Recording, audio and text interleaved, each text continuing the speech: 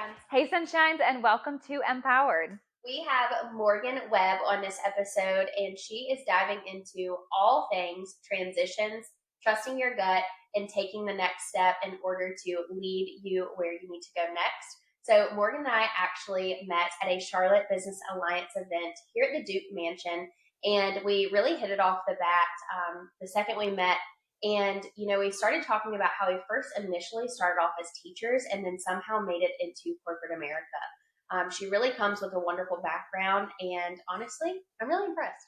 I'm super impressed. So I think that we've had some amazing, exceptional women, and Morgan is not excluded from that by any means. Her journey is a little bit different, though. Yeah. She focuses on her journey in corporate America, which I think a lot of you might love, especially if you're in it yourself. She's made a lot of transitions in corporate America, from teaching to then banking and then stepping into HR from an operations role. So I think there's going to be something here for everybody. Yeah, and someone that's in corporate America right now, I also really appreciate the fact that Morgan is setting standards for herself that also is going to implement into all of her teams too. So that's something that I really appreciate about her. And I actually asked, what are you doing to show up and be that example? And I think she's doing a really good job as well. And not only for her professional people looking up to her, but her two little girls that are also looking up to her to create a wonderful life for.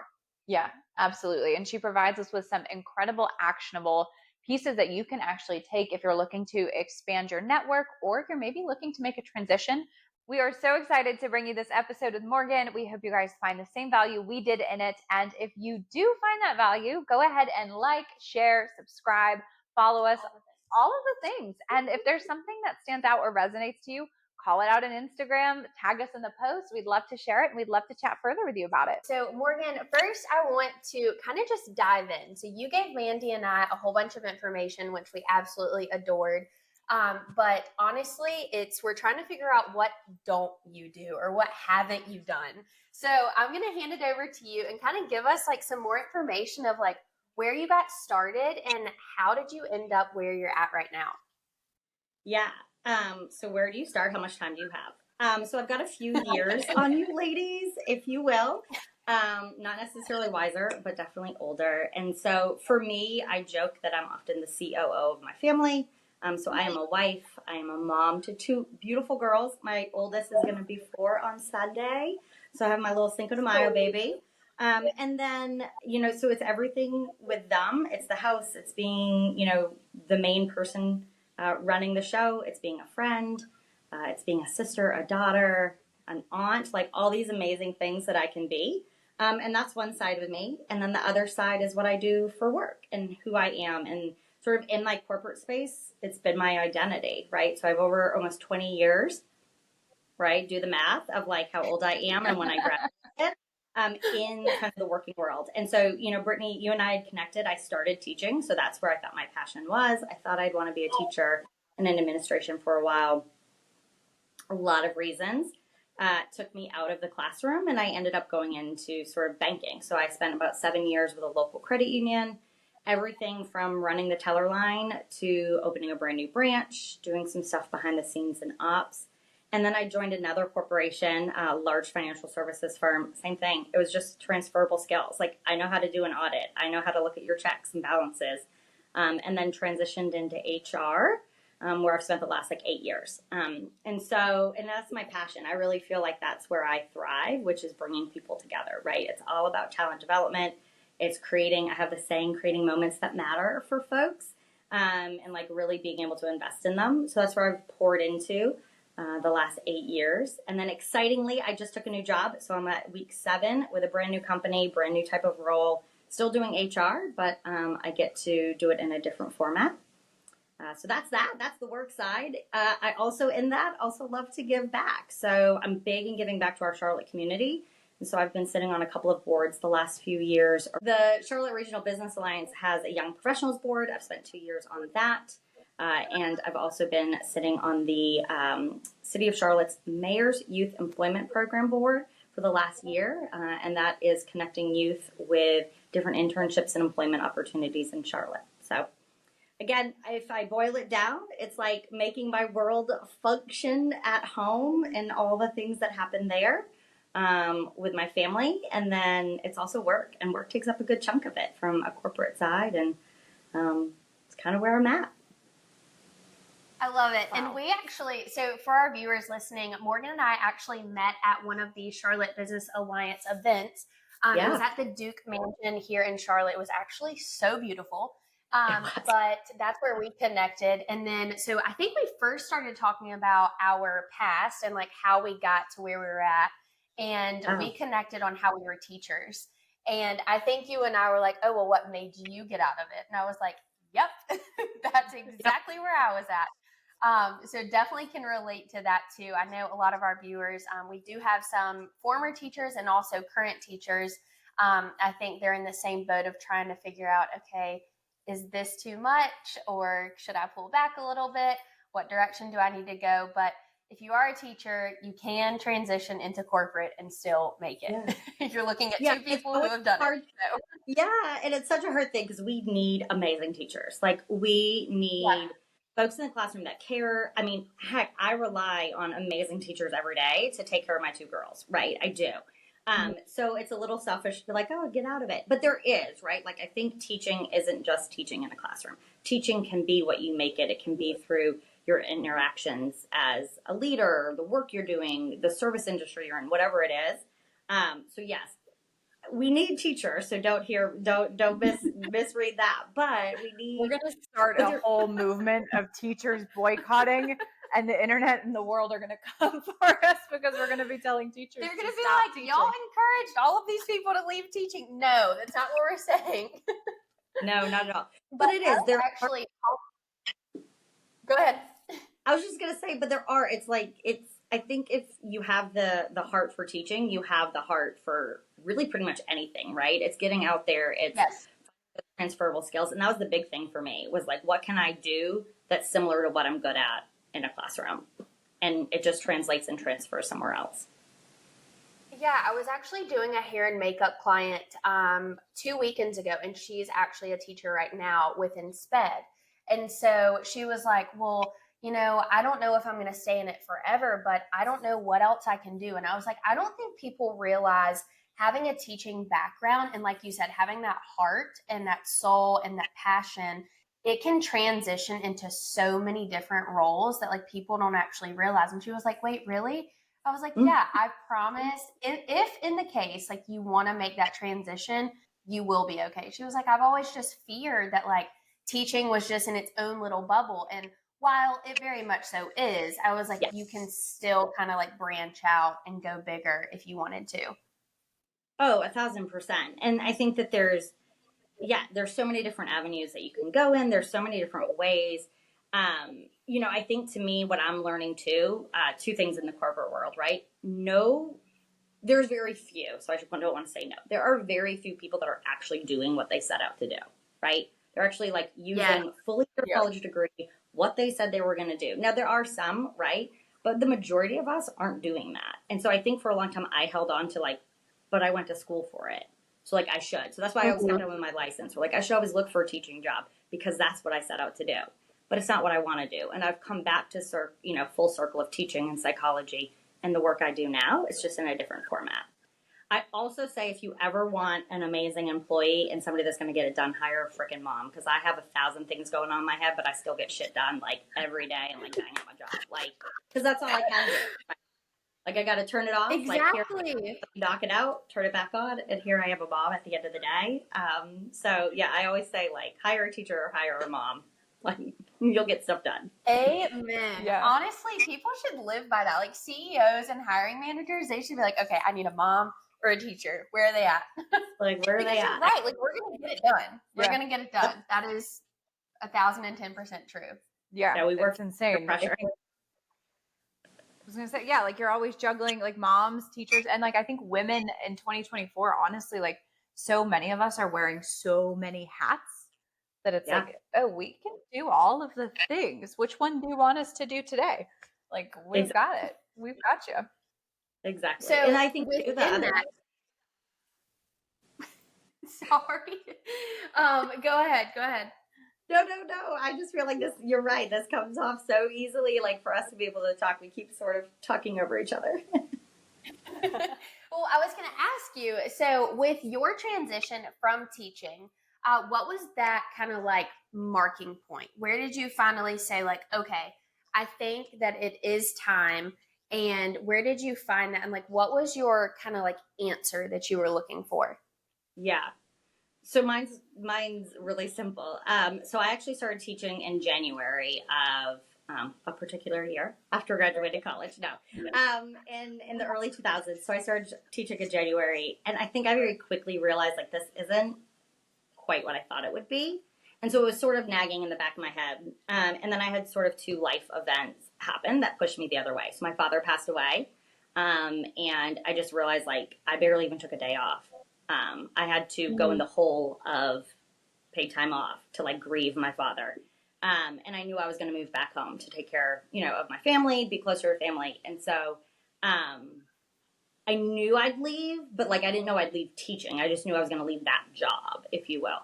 And then it was just really hard. Believe it or not, we need great teachers, but it was really hard to find a job and find a job that was in a school district that I liked, in a school that I felt safe at, in a place that wasn't a 2-hour commute, right? Like I was in the Chapel Hill, Raleigh area, and most of my commutes were going to be an hour and a half to 2 hours, like to get to schools. And that just wasn't it. So that was the turning point. Like, do I really have emotional capacity to do this? And is it really what I want to do in the end? So that's kind of that side. But the unsexy side too is like, I needed to get paid. Like I needed money, I needed benefits. Like I wasn't going to happen if I didn't get a job. And so I do credit my sister. She's like, look, you've done retail for so long. Like you can be a bank teller. Like you can count money. Like you can audit a drawer. Like you can sell. Like these are all things that bank tellers do. So just start looking for banking jobs. And that's what started it, right? Like I needed money, I needed benefits. It's things I did well, not entirely because of teaching, but because of what I had done and the work ethic I had like all through college and high school. But where I started to bring teaching in was teaching others, right? So I was teaching my clients and my customers. I was teaching my colleagues. Like I was learning a new system and I started going around the state training people on the new system. So it was using what was already like innately in me to make it more than just a bank teller job and like what I think turned it into a career. That's great. I think one of the pieces that you said, it's like within you. And a lot of people forget that piece. They're like, oh, well, what's on my resume? Or how many years of experience do I have? And the thing is, and even myself too, like Mandy knows this, like I talk to her about it all the time. I'm like, but wait, like I want to make sure that I have like tenure and longevity and like all of that. Like we all think about those things. And especially since COVID, like the transition, how you look at resumes now, which I'm sure you're very much so aware being in HR, it's like you don't see that like long tenure, but You people don't. forget it's like what's within yourself. Like what are the key aspects that you're going to bring to the table to offer either a company, B, a classroom, your entrepreneurship, like your own company. You also, I like try to encourage people, and especially this one, she's encouraged me as well, is like, what are you going to bring to the table? Not just like a number or Yeah. years of experience. You've got to like really think about that piece.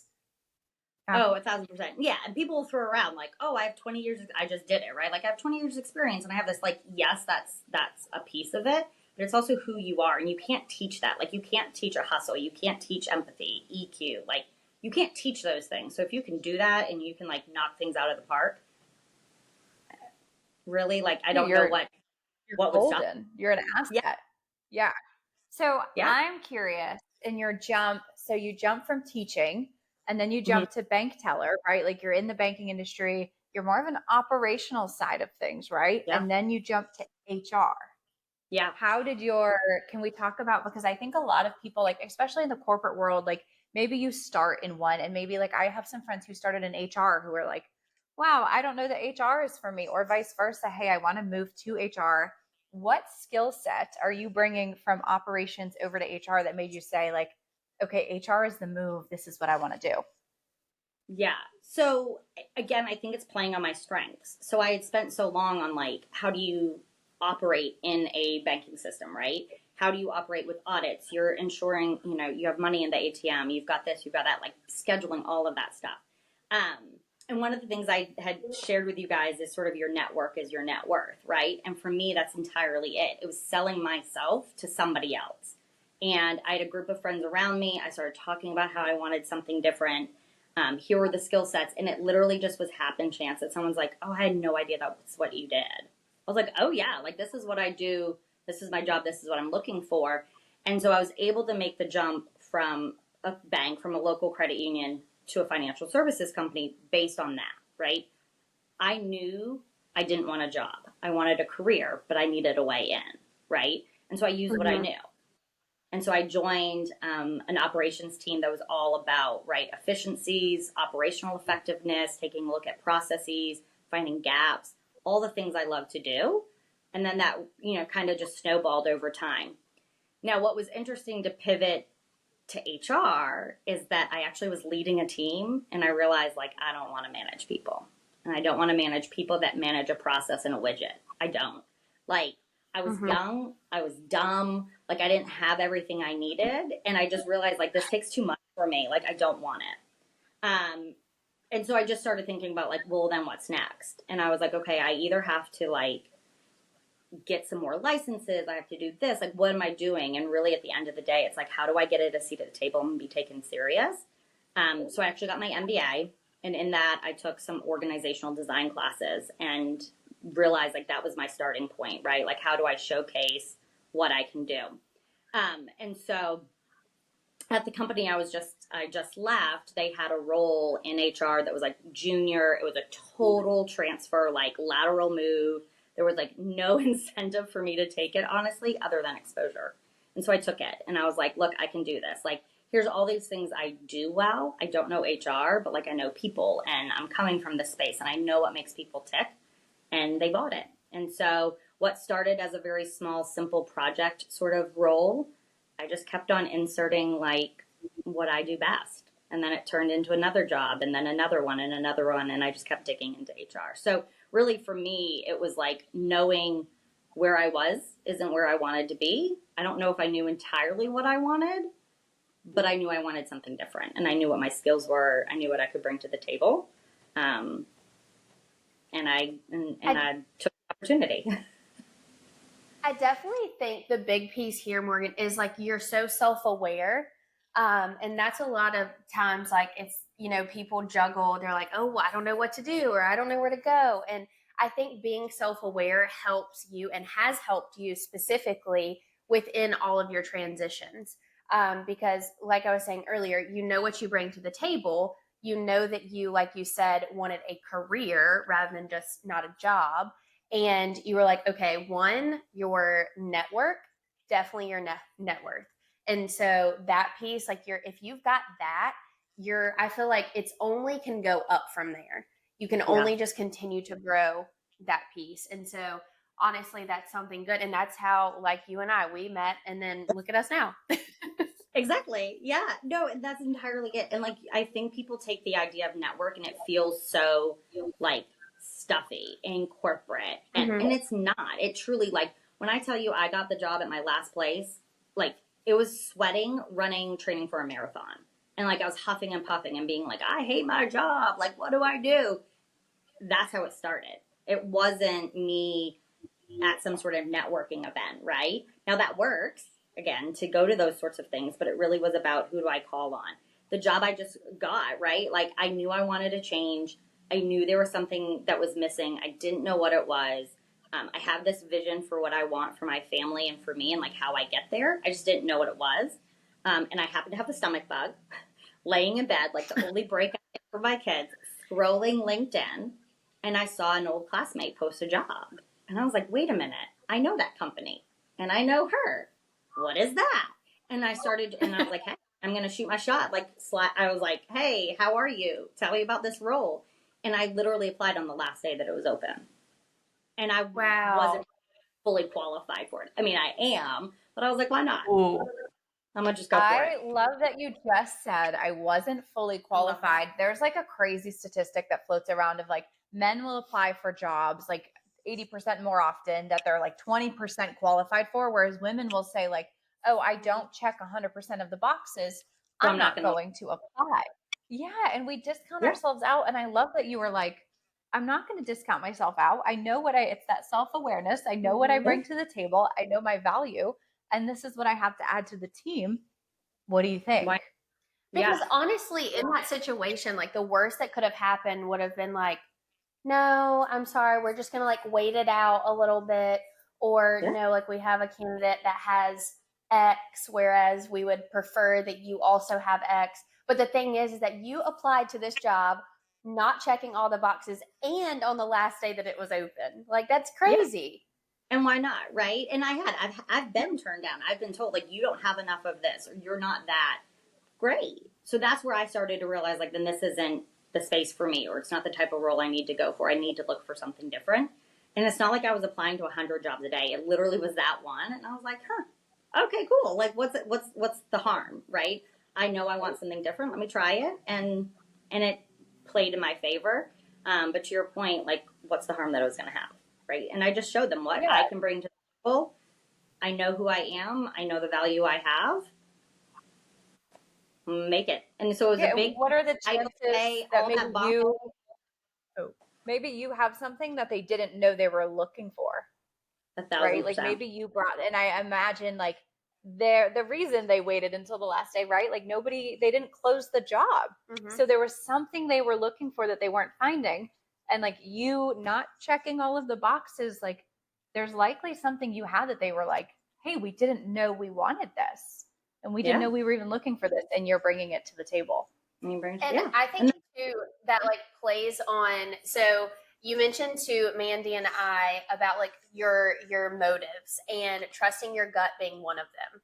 And that just speaks to it all, puts a big bow on it, makes it look pretty because honestly, like that's what you had to do. It's like Yeah. one, what can I lose at this point? It's just they could either say no or yes. But you still were able to trust your gut within that situation, and it led you to getting the offer. Yeah. So, Yeah. And it honestly, like, I feel like it's rarely led me wrong. Now, it might take me a little while, right, to get there, but your gut tends not to lead you wrong, right? Like, from a career perspective, I remember a mentor of mine used to say, if you find yourself waking up and you're driving to work and you're crying every day, or you're banging your head on the steering wheel, being like, what am I doing, right? So now in COVID times, it's probably not that. It's probably me, like, dragging my feet, right, to get to my desk at home. That's probably time for you to leave.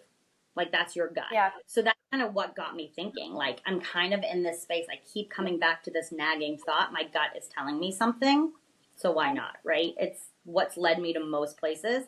Whether that is gut to like get out or like gut to lean in, right? Because it could be something to totally lean into. But just listening to that, yeah, for sure has been just, I don't know, like I feel like I have to live by that. I've always lived by it. So that piece I really like. You said either to kind of get out or to also lean into it. So where Yeah. have you found yourself and your gut telling you like, okay, Morgan, go after this, like do this? And while yes, it might have been like applying for the job, like, yeah, I'm ready. I need to get out of where I'm at. So I need to go here. But where in your career or like even in life in general, have you been like, okay, I need to like really dive into this? Oh gosh, that's a good question. I mean, I feel like I know more of like where I dive out of, and like jump ship on. But so I Don't think we two things. all? Don't we Yeah, all? don't we all? Right? Like let me jump ship on this. So two things come to mind. One is meeting my husband, and getting into a relationship with him. Like he was nothing that I was looking for because I wasn't looking for anything. And I was like, oh, I'm not having any sort of thing. So like leaning into like, this isn't the norm. Like this isn't how I normally am treated. This isn't normally what I look for. Like this isn't the normal way of meeting somebody. And just trusting that it was like the best thing for me. And it's turned out to be the best thing for me. So that's probably one. And then the other one is like, just to me, it's like, it's just like leaning into the people. I guess it goes back to people, right? Like, it's leaning into those opportunities with the folks that I need, right? Like I've gone through bad times. Like I lean into the people that have always been there for me. Lean into family. I have a very, very small family. I will always lean into my sister and my brother. Doesn't matter if I think they're crazy, or, we're butting heads, but like I will always lean in because like that is my family. no matter what. So yeah, I mean, big one is my husband, because hands down, when I met him, I don't think anybody would have put the two of us together. But Oh, but that's we sweet. were. How long have y'all been married? So we just celebrated 5 years married, and we've been together, I guess, like 8-ish. Yeah. Yeah. Sweet. So, Wow, yes. that's And amazing. he was Okay, there, you but said that so again, it goes back to your he network. wasn't your type. Yeah. Amazing. But Yeah, like the network, your net worth, and kind of expanding that. And you're saying like, okay, this man isn't my type. I think at least when we talk in our like kind of circles, the people we're connected with, like there's a lot of women who are in that single phase of their life, who are like, okay, I'm out, I'm dating, I'm not seeing the results. You're highlighting something here that I think is really pivotal of like, okay, he wasn't my type, but he was everything kind of like what I needed here. Can you break that down for us and tell us more about that? Because I think that there are some women who are like stuck on this hamster wheel. So first of all, we y'all doing the same thing. No, I was stuck on it, but I give mad props to single women right now. Like I, for a whole second, never go back and date now. Like I can't. So believe it or not, I was dating like pre-Bumble. Like Bumble was just becoming a thing. So this was like eHarmony, like Match.com. Okay? Like Plenty of Fish, right? Those were the days of my dating here in Charlotte. Now the men haven't really changed a whole lot, to be honest, but like there's a whole other level of game of like social media and all that stuff now. But I just chose wrong people. Like I just don't know that I knew what I wanted, or what I thought I wanted wasn't what was working for me anymore. Like it just wasn't. And I don't know, I was like this notorious go on multiple first dates, but like I never went past it for whatever reason, or I'd end up being in a relationship that like wasn't the best relationship, or the best type of person, or maybe it wasn't even a real relationship. So I found myself several times in what I thought was relationships, but they weren't really a relationship. That's probably another story. But when I met my husband, I went on a Friday night, did not want to go out, like just went to meet friends, thought I'd have a good kind of girls' night, and showed up. And he was there, and it was just totally different. Like the guys he was with, it was different. The conversation was different. I didn't care. I like actually was not trying to meet him or anybody. And we just hit it off. And I'm 6 years older than he is, so I barely even thought he could drink. And I like kept on asking him for his ID, because I was like, how does this work? So totally not the right match. And I was like, oh, cool. Like, I like you. Like, you're cool. And so he invited me on our second date before we ever had a first date, because it was a group outing that he wanted me to go to. And that was that. And it just sort of... That's adorable. Yeah, I love this. Yeah. And it was like, and I literally was like, deactivate Match, like deactivate eHarmony. Like, I don't need these. Because why not, right? Like, and so I totally leaned in. Like, wasn't comfortable to me, like totally leaned in that like something different could be good for me, and just see where it goes. And 1,000% it was, like, hands down 1,000%. I like how you said it was the fact that you like weren't comfortable. And because sometimes we get comfortable in being, well, obviously comfortable in being comfortable, but it's like you can also find comfort in being uncomfortable too. And it's like, you know, it might feel like weird and kind of sticky, but it's like, okay, this is out of my comfort zone, but like I'm still okay. And it's still leading me in the right direction. And clearly, 8 years later, it led you in the right direction. But I really appreciate that he like game planned. He's like, no, I'm going to go ahead and ask you out on our second date, because this one I need a first official one. Yes. Yeah. It was really sweet. We had got out. It was his like company Christmas party. And he's like, do you want to come? Like, we all have, and I was like, fine. And again, we have mutual friends. And so it was, and actually it was Friday night. And I remember this is actually really pivotal. So Saturday night, was a Billy Joel concert, and he went to the concert with a bunch of people. And he texted me and he's like, hey, we're out uptown. Like, do you want to come out? And I was like, no. And normally I would have said yes. And I was like, no, I don't want to. He's like, well, why? I'm like, I don't know. Like, take me on a date. Like, I'm not meeting you at midnight in uptown. Thanks. Like, not happening. And like, I normally probably would have, okay, cool. Where are you? Right? Like, let me get there. I was like, nope, cool. Like, I'll talk to you tomorrow. Like, have fun. I And love so that. normally I would have just gone for like, but I was like, no, something's different here. Like, we're going to have a real conversation. We're going to have a real date. Like, I'm not meeting you at some bar in Uptown. Yeah, midnight. Yeah. Yeah.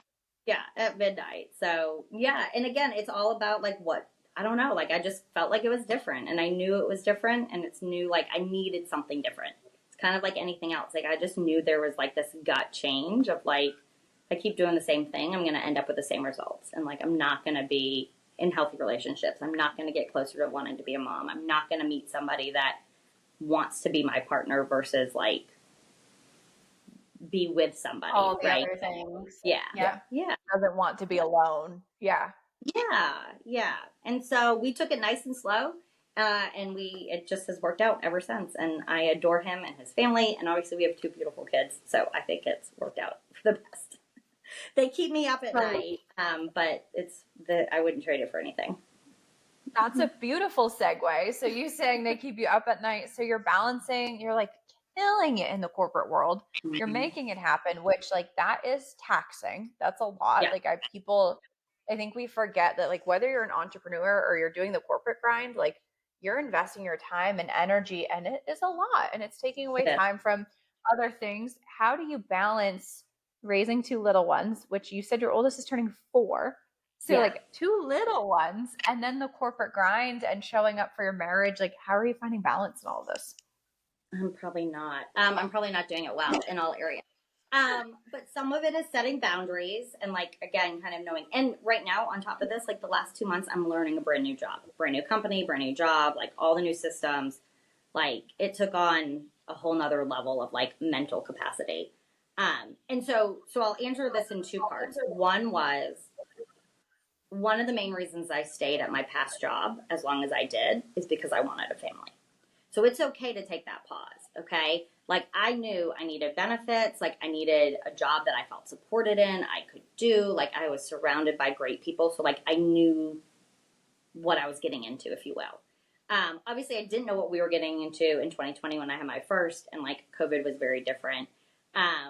But like I knew that comfort. And so I made that choice. Like I'm making a choice to not look for other roles, other companies, because I want to grow my family. So I think that's important to say, right? Like that's a choice I made. That was the gut that I went with of like, again, sort of the realistic, rational, organized, like you need benefits. Like I need to be able to go to doctor's appointments. Like I need to be able to do what I need to do. So it took a few years there that like it was growing our family. And so we just hit about 19 months postpartum with my second. And I was like, that's when I was like, okay, I'm ready. Like I'm never going to be fully ready, but now I feel comfortable looking for something different, whether that's with the company or elsewhere. And so to me, some of that is going back to like knowing what I can and can't handle, knowing some of my boundaries, like knowing what some of those table stakes are of like what I have to have. And now I just feel like I have a little more leeway to figure it out because I'm a little bit out of those trenches. Like we're not having any more children. Like I know I don't have to worry about like my parental leave, building up PTO, building up those benefits. And so honestly, I'm probably not doing it well. There are things that fall to the wayside. Like I have not worked out in months. I am now working out back again, but like I couldn't do it, right? Like it just was not the place for me.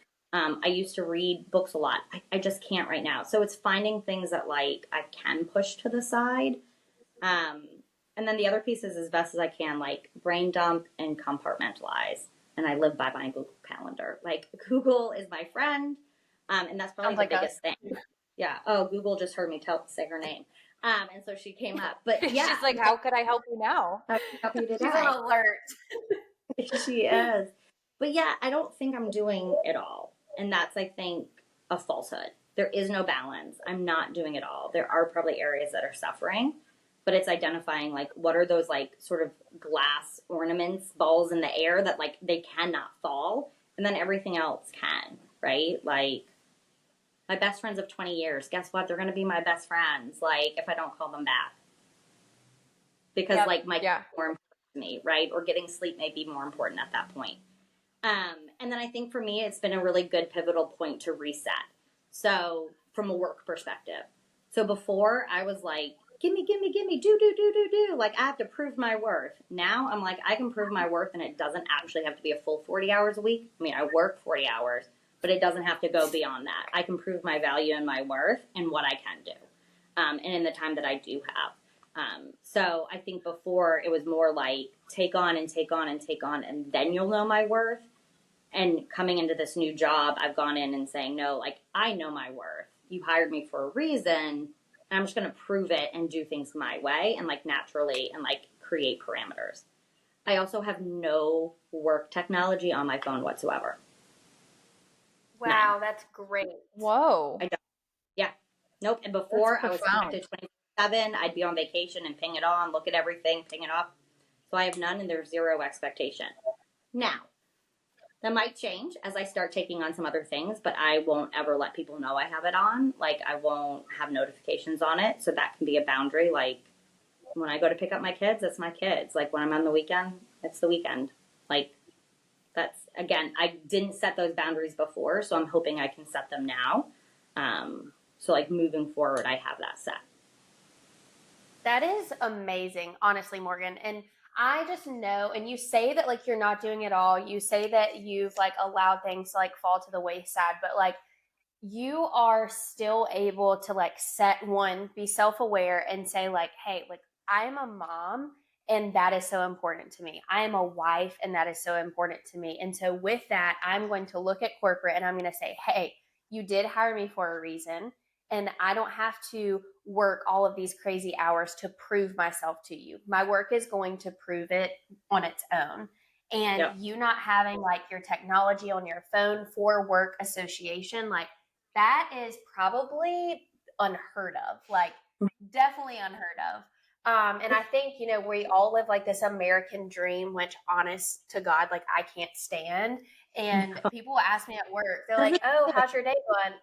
I'm just like, oh, living the American dream here, like just loving it.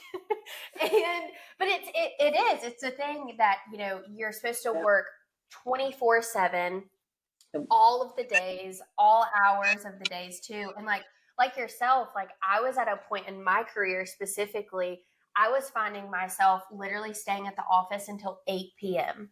8 p.m. And I would go in at 7 a.m.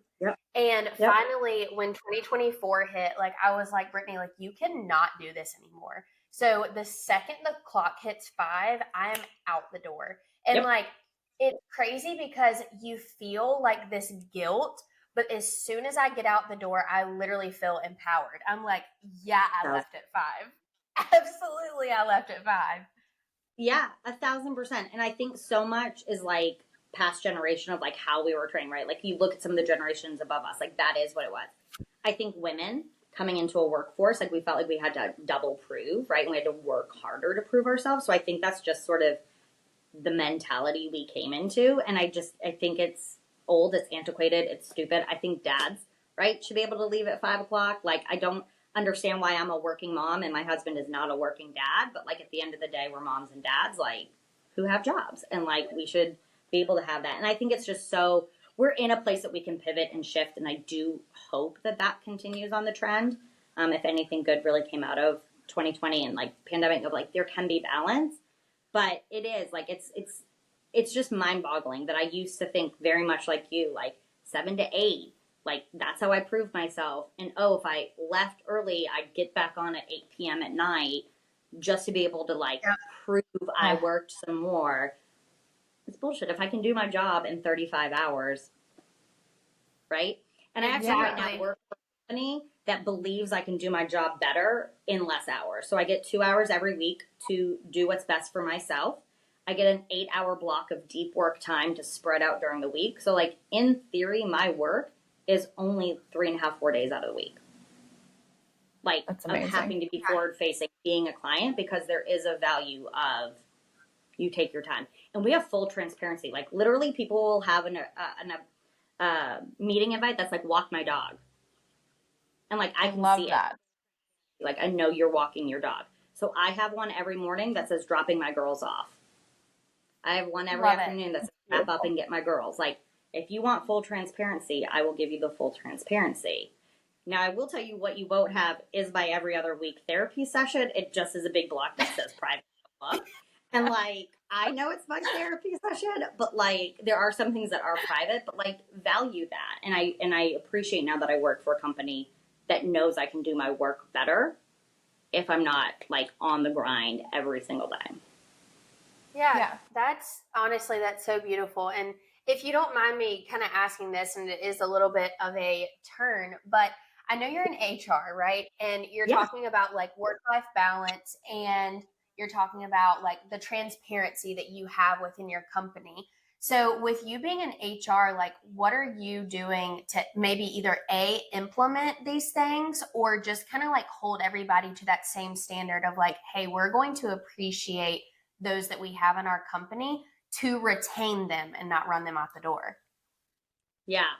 So it's an uphill battle to get others to think that way. And so if you had asked me this 6 months ago, I probably would have said I'm not doing it very well, right? Because I was met with, we kind of know it's best practice, but I didn't feel like I was able to influence in a way that allowed folks to understand. Like, I think there was sometimes a lot of like talking it, but not actually walking the walk, right?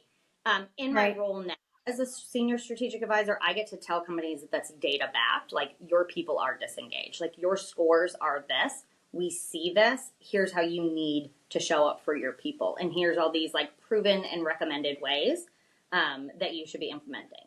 Now, I'm not there doing it for them, but I am helping for them to see the correlation. Like, your numbers are dropping. You have lost this many people. Like, your ENPS scores are these. And so that they can truly see. And the HR professionals that I'm working with and their executive leaders can see that correlation. And having that as like a best practice, right? And so some of that's infusing my own personal knowledge, things that have worked in the past, things that are currently working.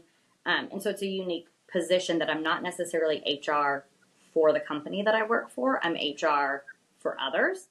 Got it. But one of the things I'll say in the new company that I'm at, in the role that I'm in, is again, we're so open. Like, I'm already doing things within the HR space because I'm coming in as an HR professional. So I'm helping to educate my colleagues on, when you hear somebody say they want a 9-box, they're talking about talent management, and they're talking about that. So it's like educating on that sense. I'm diving in wholeheartedly into their HR side of like, I'm embracing our meditation on Friday. I'm showing up as a working mom group and all the things that they offer to prove that if you do it and people take advantage, like, you will see the benefits. And hopefully that makes sense. Again, it's an interesting place. HR folks are burnt out. We are putting out wildfires every single day. It's coming from every angle. And the only thing that I think we can continue to do is like at the heart of it is, what do we know what is right? And if we stay steady on that ship and we can educate, it's the only way we're going to see changes. I love that. You're walking the walk and talking the talk, right? Like, this is what I know we need to be doing. So I'm going to do it myself. I'm not going to say, hey, we need to have work-life balance, but I'm going to work 80 hours and I'm going to burn myself out, because then you're leading by a really poor example. Like, you're leading by an excellent example and truly diving in, which is amazing. Yeah. I used to always say, like, there's a saying, and I probably am getting it wrong, but like, the cobbler's kids never have shoes. And so I do feel like that's HR a lot of times, of like, we're going to tell you all these great things you should do, but we don't actually do it for ourselves, and we don't actually do it for our own employees. And I just think that's more prevalent than we know. And so again, the more that we can empower folks, the more that we can get out there, know and educate. That's part of what's exciting about this role for me, right? Is that I do get to talk to more people, more industries, share a different perspective, and hopefully, for me, that's a ripple impact. I won't always see that, but my hope is that if I impart any form of wisdom, like, it's just going to have a ripple effect. That's amazing. Morgan, I want to ask you, so we've talked about your transitions and we've talked about, where you started and how you got to where you are. If you could give one piece of advice for someone in any type of role, but looking to either A, transition, or kind of they're like, oh, I don't know if I should, maybe I shouldn't, what would be your piece of advice? Ooh. Can I say 2 things? Please. Sure. So I feel like one is if you're not diving into some sort of assessment, you're doing yourself a disservice. So if you're not learning about you, what drives you, what are, whatever it is. Some people like Enneagrams. Some people like, I have some that I live by. Like, what are my Gallup strengths? I've taken actualized leadership profiles. Like, if you're not doing that and you're not creating awareness of who you are, your strengths, your blind spots, you're doing your entire career a disservice, like 1,000%. Like, you've got to know those things about yourself. Like, I know my type A is fantastic when I'm in, like, the good spot.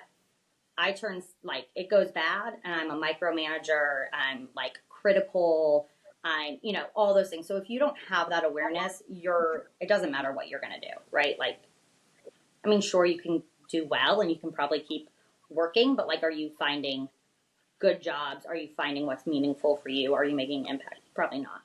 So that's probably one step of it. And then the other piece is it takes work, but it's looking at what then you do or you don't work, or what you do or what you don't want when it comes to work, right? So a lot of times people are like, oh, I'm not looking for a job, so I'm not going to go out and look. No, you should look.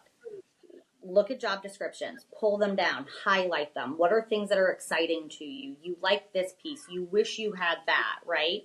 Oh, I love this about a company. You can do it internally or externally, but like there's so much value in knowing like what you have, what you want, and then like what cobble together, right? Like what an ideal role could be like for you. And again, it goes back to like, what are you going to do about it, right? Do you need to upskill? Do you need to learn a new skill? Is it in a completely different area and field of expertise? How do you create or showcase transferable skills? Like, to me, it's awareness, both on who you are, like what you can do, what you can't do, but then also that future thinking of like, what is it that you would want, right? And what are those skills that you already have or that you can highlight from a different perspective? How do you, never, and then I'll go back to my last thing. So actually, sorry, I lied. 3 things. Your network is your net worth. Like, use it internally, externally, the people like, if somebody says, hey, hit me up, I'd love to have coffee, like, actually hit them up and have coffee. Actually do it. Up and have coffee, right? And so those would kind of be the 3 things. Be a little bit more aware of your strengths, of where you are, how you operate.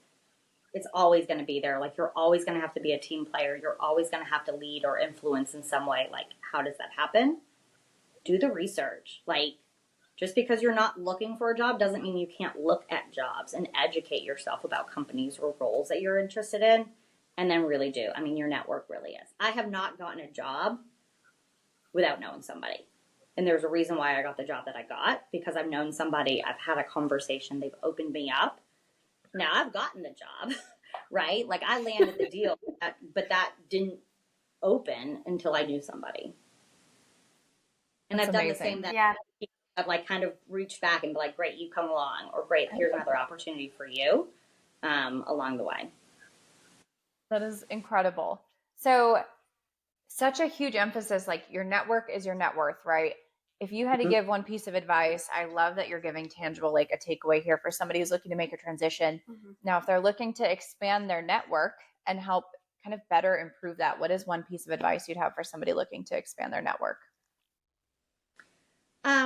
Gosh, it's going to go back to sort of those same basic things. Like, you've got to do the work yourself, right? Like, know your purpose. Like, know why are you wanting to expand your network?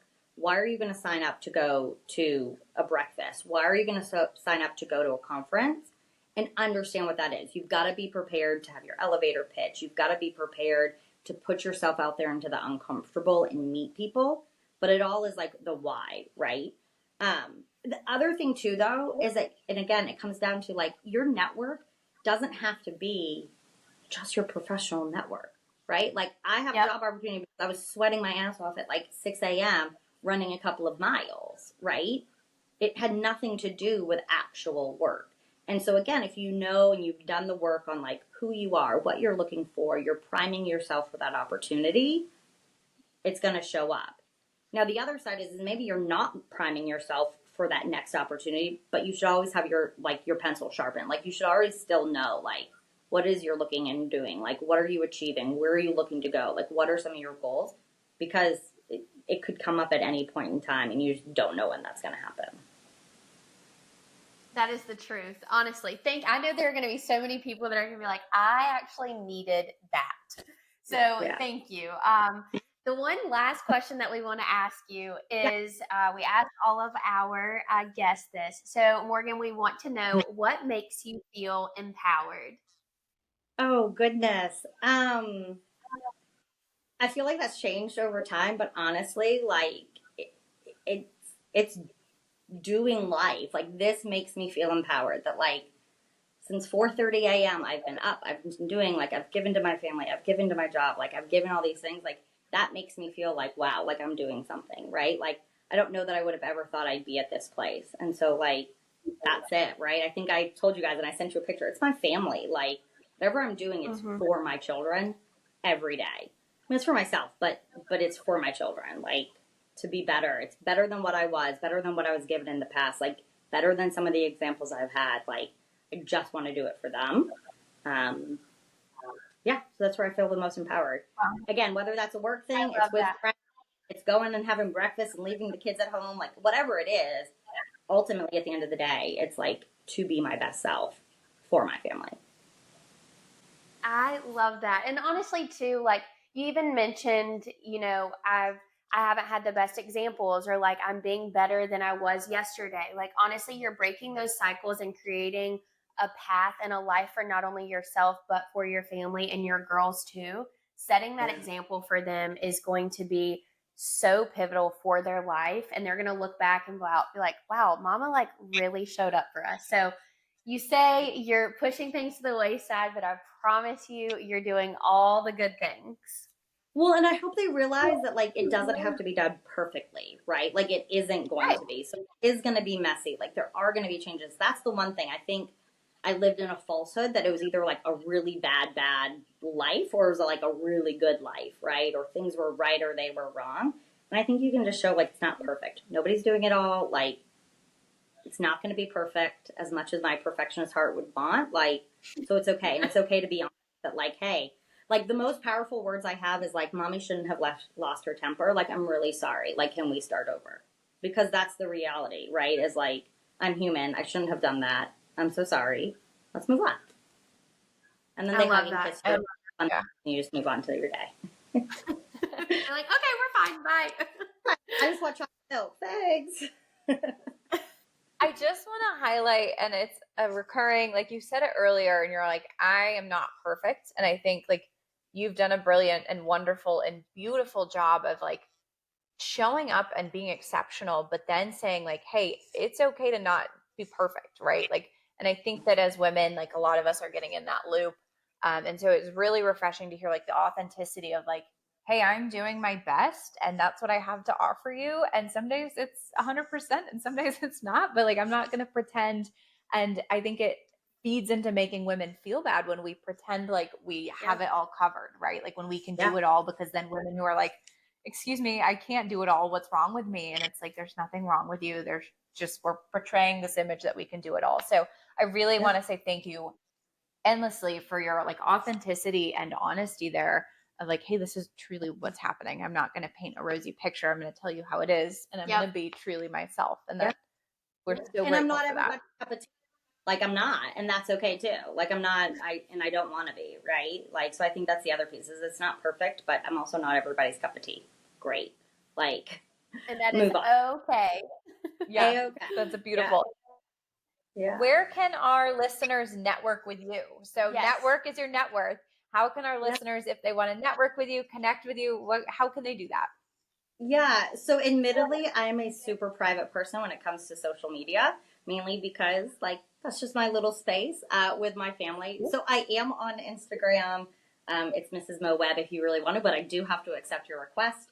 The big place for me is on LinkedIn. And so it's just Morgan Webb. You can look up who I am. I've got the little comma MBA next to me because I will own that. But I'm a little bit more private. As you should. So, I worked hard for it. But I'm a little more private when it comes to that stuff, just because it's my little space versus that. But if you find me and you happen to find me as Mrs. Mo Webb, I'll most likely accept you. I love that, like LinkedIn, and like especially you're in the HR space. I think a lot of our like ladies and listeners, like it's a great to build your LinkedIn connections, and I think that oftentimes that's overlooked. Like there's so much value and effort in that. 100%. Like you're going to find so much in building that LinkedIn connection. So I love that you said, "Hey, LinkedIn is the place to reach me." Yeah. Again, I accept some invite requests, if you will, but certainly I've learned over the years to keep it a little more private because that is my family and it's my space that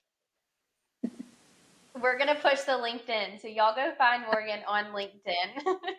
That's For actually sure. how we got here, and that's a testimony. That's actually how we literally got Morgan on the podcast because, like we said, we connected at a Charlotte Business Alliance event at Duke Mansion, and then connected on LinkedIn, and then here you go. Now we're on the podcast together, so it pays off. Now, I did have to send you the note that was like, "This is really weird. Are you the same person that's on Love Is Blind? Because I love you on Love Is Blind." I had to. All the I was love, like, all the love. to find you, and I'm like, can I just make that weird, awkward? Hey, like I just binge watched it. Pleasure.